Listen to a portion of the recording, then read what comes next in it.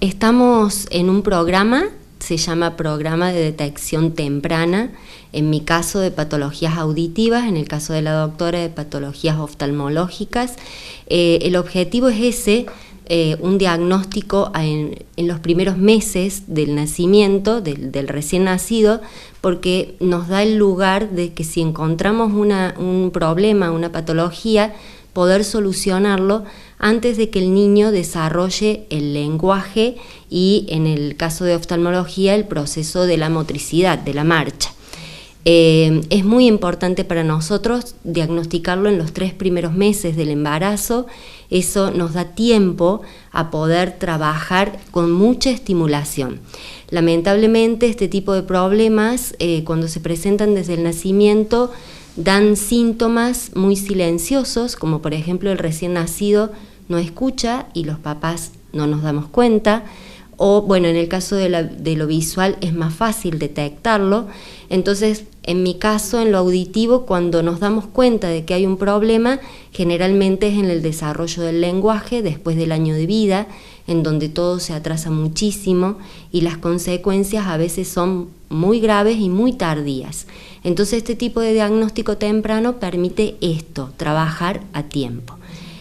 Por eso es el nombre del estudio, ¿no? Detección temprana de hipoacusias en recién nacido.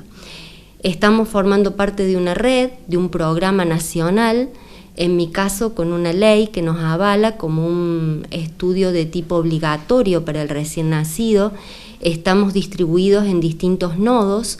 Nosotros somos el primer escalón del nodo con el diagnóstico primario.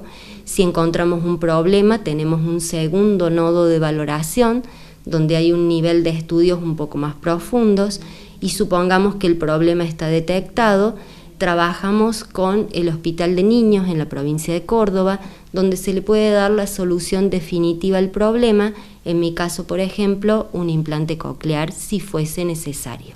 Entonces, bueno, esto nos facilita poder dar soluciones a tiempo, y el objetivo que tenemos es que el niño pueda integrarse en la escolaridad con la mayor comodidad lingüística y auditiva posible.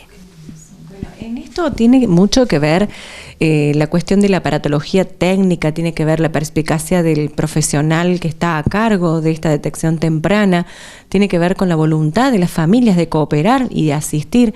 Es un trabajo en conjunto, ¿no? Sí, realmente depende mucho de la familia y darse cuenta del comportamiento de los niños, porque todo empieza en la casa, es la base. Y acá nosotros sí tenemos aparatologías que permiten hacer el diagnóstico de las patologías.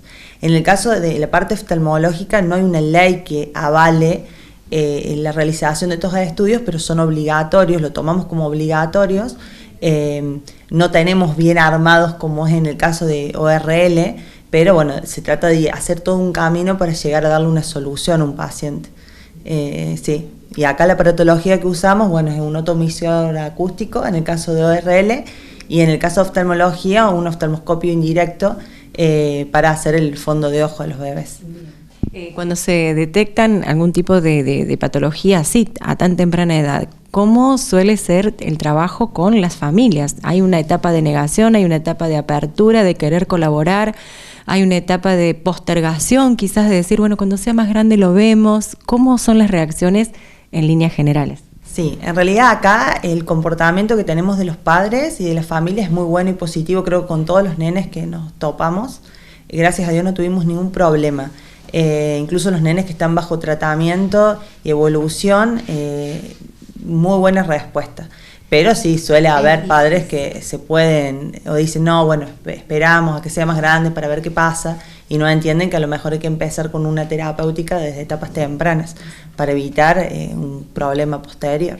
Creo que lo principal en ese caso es explicarles, ¿no? Acompañarlos, hablarles, explicarles.